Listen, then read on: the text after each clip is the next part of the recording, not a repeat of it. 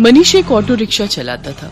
जब वो 15 साल का था तब उसके पिता का देहांत हो गया। इसी कारण मनीष को ही घर की जिम्मेदारी उठानी पड़ी और कॉलेज की पढ़ाई छोड़कर पिता की ऑटो चलाने का काम मनीष ने संभाल लिया। मनीष की बड़ी बहन सुलेखा की शादी में जो उसके पिता ने कर्जा लिया था, उसे उतारने के लिए मनीष ने अपना घर भी बेच दिया और माँ के साथ किराए के घर में रहने लगा। मनीष की बड़ी बहन अपने ससुराल में खुश है। इस बात की उसे बहुत तसल्ली है।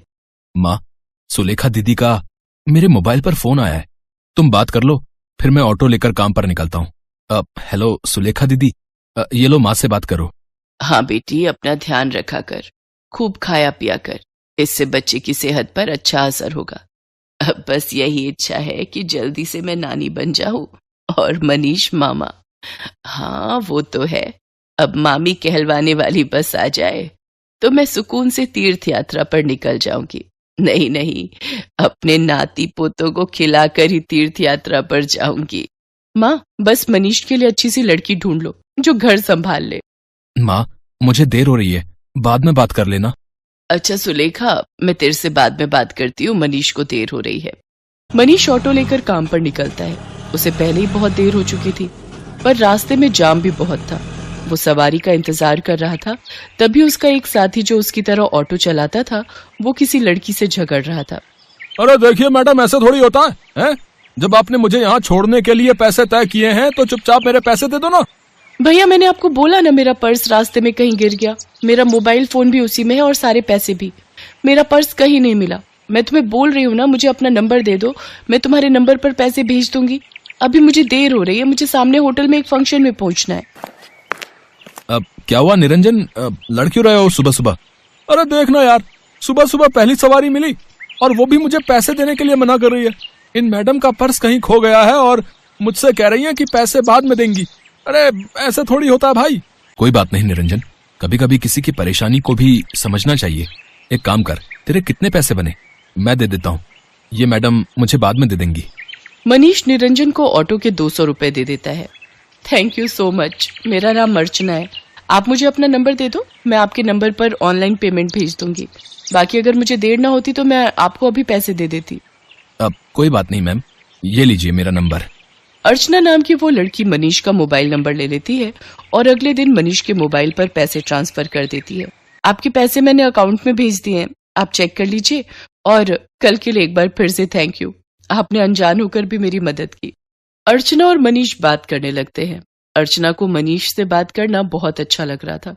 उसके बाद एक दो बार अर्चना की मुलाकात मार्केट में मनीष से हो ही जाती है। धीरे धीरे दोनों दोस्त बन जाते हैं। मनीष को पता चलता है कि अर्चना एक बहुत ही अमीर खानदान की लड़की है, तो वो उसे समझाता है। अर्चना, तुम बहुत ही अमीर खानदान की लड़की हो, तुम में और मेरे में जमीन आसमान का फर्क है। मैं एक मामूली ऑटो रिक्शा चलाने वाला गरीब लड़का हूँ। तुम्हारा और मेरा यूं दोस्ती रखना ठीक नहीं है, प्लीज तुम मुझसे मत मिलो। तुम ना मिलने की बात कर रहे हो, पर आज तो मैं तुम्हें अपने प्यार का इजहार करने आई थी। मैं तुम्हें बहुत पसंद करती हूँ मनीष। मैं अपनी आगे आने वाली पूरी लाइफ तुम्हारे साथ मिलकर जीना चाहती हूँ। कहते कहते अर्चना फूट फूट कर रोने लगती है और मनीष उसे गले लगा लेता है। अर्चना अपने मम्मी पापा से इस बारे में बात करती है और जबरदस्ती मनीष से शादी करने के लिए मना लेती है। इधर मनीष भी अपनी माँ और बहन से इस बारे में बात करता है और एक शुभ मुहूर्त में दोनों की शादी हो जाती है। अर्चना का स्वभाव बहुत अच्छा था। उसे इस बात से कोई फर्क नहीं पड़ता था कि उसकी ससुराल गरीब है, ना ही उसने कभी इस बात की कोई शिकायत की। अर्चना, अब तुम मेरे साथ शादी करके खुश तो हो ना? हाँ मनीष, मैंने तुम्हें दिल से प्यार किया है। मैं तुम्हारे साथ बहुत खुश हूँ। माँ जी, सुलेखा दीदी सब मुझे कितना प्यार करते हैं। मुझे तो महसूस ही नहीं हुआ कि मैं अपना घर छोड़कर आई हूँ। तभी अर्चना की सास भी आ जाती है। जीती रहो बहू, हम बहुत भाग्यशाली हैं कि इस घर को तुम्हारे जैसी बहू मिली। अर्चना भाभी, ये देखो, मैं आपके लिए नई साड़ी लाई हूँ। आज आप शाम को कीर्तन में यही पहनना। सुलेखा दीदी, ये साड़ी तो बहुत सुंदर है, ठीक है, पर एक शर्त पर। आज आप मुझे खुद तैयार करोगे, प्रॉमिस? अर्चना की बातें सुनकर सुलेखा की आंखों में आंसू आ जाते हैं। उसने कभी सोचा ही नहीं था कि उसे इतनी प्यारी भाभी से इतना प्यार और सम्मान मिलेगा। सचमुच कुछ ही दिनों में अर्चना ने सबके दिल में एक अलग जगह बना ली। अब तो अर्चना के बिना कोई भी नहीं रहता था। सुलेखा के बेटा पैदा होता है। इधर अर्चना भी गर्भवती हो जाती है। अर्चना के मां बनने के बारे में जब उसके मम्मी पापा को पता चलता है तो वो उसे मिलने के लिए उसके ससुराल आते हैं, पर अर्चना का घर देखकर दोनों ही मुंह बनाने लगते हैं। अर्चना, तुम अपने मम्मी पापा के पास बैठो, रसोई से चाय और नाश्ता मैं ले आती हूँ। क्या बात है अर्चना, तुम इस हालत में भी घर के काम खुद ही करती हो? तुम्हारे घर में कोई नौकर चाकर नहीं है क्या? कैसी बातें करती हो ललिता तुम जानती भी हो तुम्हारी बेटी किस घर में ब्याही है। यहाँ 2 वक्त की रोटी खाने के लिए भी सोचना पड़ता है। एक टाइम की सब्जी दूसरे टाइम खाते होंगे ये भला क्या नौकर चाकर रखेंगे? नहीं पापा, ऐसी कोई बात नहीं है। माँ जी और मनीष ने तो मुझे कई बार कहा है कि मैं घर में कोई काम वाली रख लूं, पर पूरा दिन मैं घर पर होती हूँ, मेरा भी मन नहीं लगता, और फिर मैं तो कुछ भी नहीं करती, सारा काम माँ जी ही करती है, मुझे उठने ही नहीं देती। ये लीजिए चाय। अर्चना, तुम्हें ये समोसे बहुत पसंद है ना? मैं ये भी हलवाई से खरीद लाई हूँ, अपने मम्मी पापा को भी दो। नहीं, मैं ऑयली फूड कम खाती हूँ। और अर्चना, तुम भी ये सब मत खाया करो, तुम्हें इस टाइम में जूस फ्रूट्स ये सब लेना चाहिए। बहन जी, आप तो समझदार हैं, ये समोसे वगैरह ये सब बहुत नुकसानदायक है। मम्मी, आप मेरी टेंशन मत लो, माँ जी मेरा पूरा ख्याल रखती है। वो मुझे समय पर जूस फ्रूट दूध दही सब्जियां और सब कुछ खाने के लिए देती है। तभी अर्चना की ननद सुलेखा भी आ जाती है। अर्चना भाभी, मैंने डॉक्टर से अपॉइंटमेंट ले लिया है, कल सुबह 11 बजे आपको मेरे साथ चलना है, तो आपका चेकअप हो जाएगा और बाकी जो इंजेक्शन वगैरह। सुलेखा, तुम्हारा कौन से हॉस्पिटल में बच्चा हुआ था जिस डॉक्टर के बारे में तुम बात कर रही हो? जी, वो बड़े बाजार में जो हॉस्पिटल है जहां डॉक्टर नेहा बैठती हैं, वो सस्ता बेकार सा हॉस्पिटल। अर्चना, तुम उस हॉस्पिटल में चेकअप के लिए जाओगी? तुम्हारा दिमाग तो ठीक है। अर्चना, तुम एक मामूली से हॉस्पिटल में चेकअप के लिए जाओगी? तुम चिंता मत करो, इन लोगों के पास अगर तुम्हारे इलाज के लिए पैसे नहीं है तो क्या हुआ, मैं तुम्हारे लिए इस शहर के सबसे बड़े नामी हॉस्पिटल में आज ही बात कर लेता हूं। और तुम अभी के अभी अपना सामान पैक करो और हमारे साथ चलो। किसके घर? आपके घर पापा? मैं अभी अपना घर छोड़कर कहीं नहीं जा सकती। मुझे डॉक्टर नेहा, जो कि एक बहुत बड़ी और समझदार डॉक्टर है, उन्होंने सुलेखा दीदी की नॉर्मल डिलीवरी की है। उन्होंने मुझे पूरा रेस्ट करने के लिए बोला है। और शायद आपने ठीक से सुना नहीं, मुझे कल सुलेखा दीदी के साथ डॉक्टर के पास जाना है। आप थोड़ी देर और बैठेंगे या जा रहे हैं? क्योंकि अभी ना मनीष आने वाले हैं। वो शहर में एक नया रेस्टोरेंट खुला है, वहां पर मेरी फेवरेट आइसक्रीम मिलती है, तो आज मेरा वो खाने का प्लान है, तो हम सब डिनर के लिए जाने वाले हैं। अर्चना का ऐसा कोई प्लान नहीं था, ये उसकी सास और सुलेखा जानते थे, पर अर्चना अपने मम्मी पापा को एहसास दिलाना चाहती थी कि उसके ससुराल वालों का और अपमान ना ही करे तो उनके लिए बेहतर है।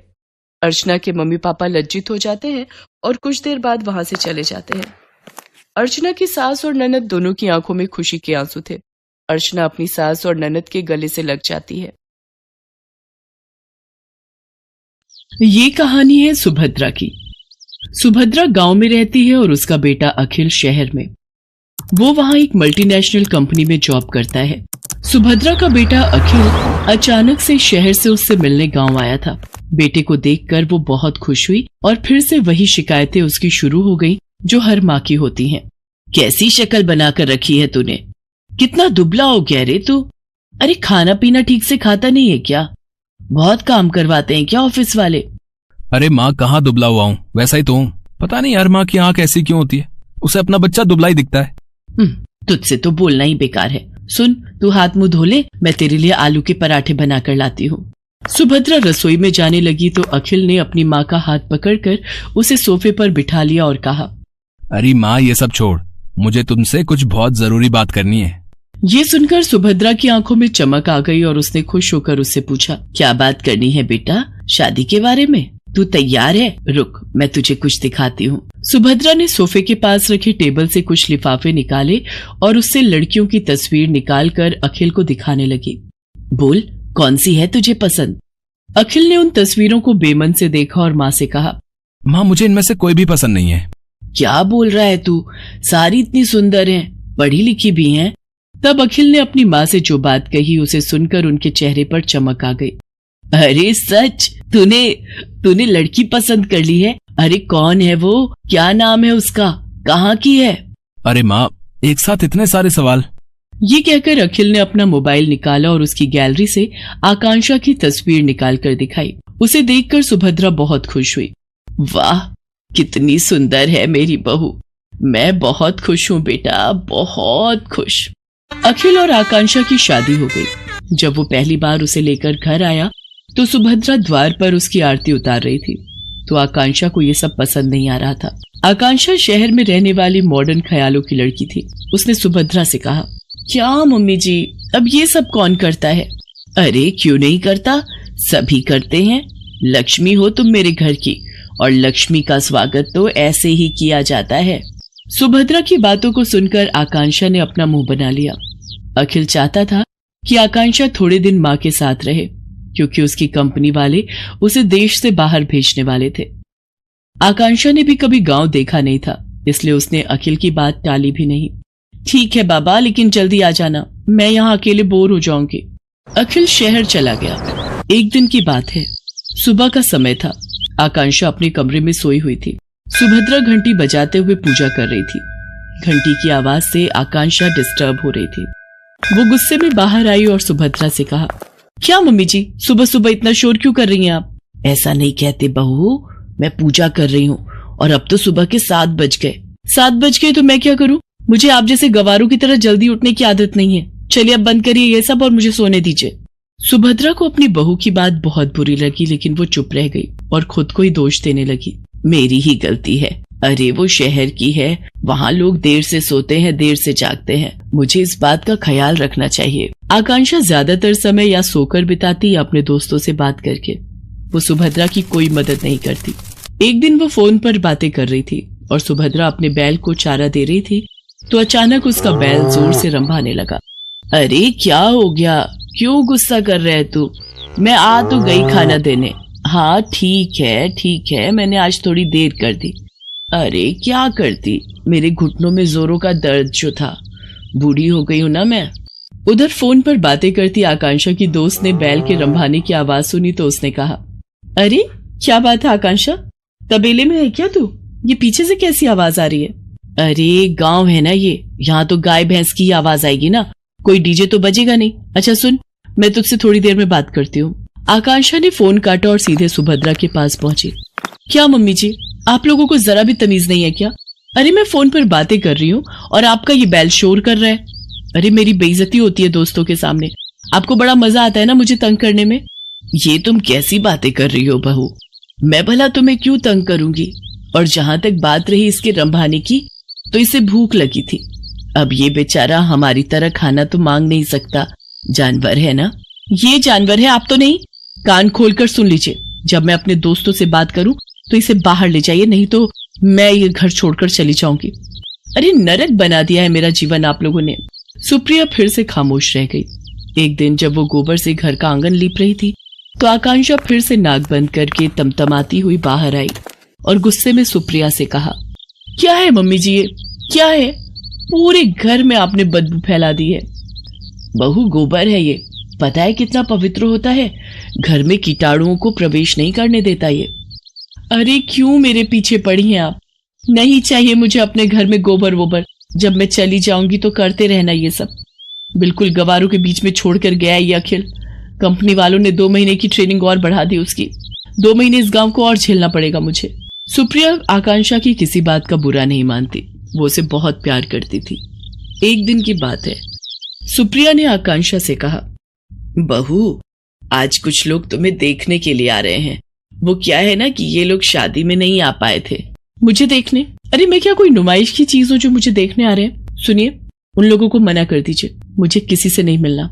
आकांक्षा बार बार सुप्रिया का अपमान करती और बार बार उसे जली कटी सुनाती, लेकिन सुप्रिया अपनी बहू को कुछ नहीं कहती। उसे हमेशा यही लगता कि बहू शहर की है, वहां के तौर तरीके अलग होते हैं, उसे वो बदल नहीं सकती। एक बार की बात है, सुप्रिया कुछ दिनों से बहुत बीमार थी। उसका बुखार उतरने का नाम ही नहीं ले रहा था, लेकिन आकांक्षा को इन सब बातों से कोई फर्क नहीं पड़ता था। एक दिन आकांक्षा छत की बाउंड्री के पास खड़ी होकर अपने दोस्तों से बातें करते हुए और अपनी सास की शिकायत करके अभी फोन रखा ही था कि तभी न जाने कैसे उसका पैर फिसल गया और वो छत से नीचे गिर पड़ी। आह! आकांक्षा की आवाज सुनकर सुप्रिया भागी भागी बाहर आई। उसने देखा कि आकांक्षा जमीन पर गिरी तड़प रही है। बहू बहू, अरे ये कैसे हो गया? आकांक्षा लहूलुहान हो गई थी। गांव में अस्पताल 4 किलोमीटर दूर था। सुप्रिया को समझ नहीं आ रहा था कि वो क्या करे। तभी उसे अपने बैल के रंभाने की आवाज आई। सुप्रिया ने अपने बैलों को तुरंत बैलगाड़ी में जोड़ा और अपनी बहू को उसमें डाला और खुद ही बैलगाड़ी चलाकर अस्पताल की ओर जाने लगी। जल्दी चल और जल्दी चल, मेरी बहू को जल्दी से अस्पताल पहुंचाना है। दोनों बैल पूरी तेज गति से भागने लगे। कुछ देर बाद ही वे सभी अस्पताल पहुंच गए। आकांक्षा की गंभीर हालत देखकर डॉक्टर ने उसे तुरंत एडमिट कर दिया और उसका इलाज शुरू कर दिया। कुछ देर बाद डॉक्टर ऑपरेशन थिएटर से बाहर आए। अब आपकी बहू की हालत में सुधार है। अगर आपने उसे लाने में जरा भी देर की होती तो कुछ भी हो सकता था। जब तक आकांक्षा अस्पताल में रही, सुप्रिया न रात को सोती न दिन को। वो सारा समय उसके सिरहाने बैठी रही, उसकी किसी भी जरूरत को तुरंत पूरा करती। आकांक्षा को पता लग गया था कि सुप्रिया किन परिस्थितियों में और कैसे उसे अस्पताल लेकर आई थी। उसे अपनी हर पुरानी बात आज याद आ रही थी और उसे पश्चाताप हो रहा था। माँ जी, मुझे माफ कर दीजिए। मैंने आपके साथ कितना बुरा किया, क्या नहीं कहा आपको, लेकिन आपने मेरी जान बचाने के लिए क्या कुछ नहीं किया। मेरी गलतियों के लिए माफ कर दीजिए। अरे कोई गलती नहीं की तूने, तू ठीक हो गई बहू, बस मेरे लिए यही सबसे बड़ी बात है। तभी आकांक्षा को बैल के रंभाने की आवाज आई। वो उस आवाज को सुनी रही थी। तभी, पता है तू यहाँ बीमार है तो मेरे दोनों बैलों ने भी खाना पीना छोड़ दिया है। वो अस्पताल के बाहर ही खड़े रहते हैं। सच कहूँ तो वो ना होते तो पता नहीं मैं तुम्हें कैसे अस्पताल लेकर आती। सुप्रिया की बातों को सुनकर आकांक्षा की आंखों से झरझर कर आंसू निकलने लगे। वो बाहर निकली और बैलों को गले लगाकर उनसे भी माफी मांगी। आकांक्षा बदल गई थी। उसे गांव अच्छा लगने लगा था और सुप्रिया में तो उसकी जान बसने लगी थी।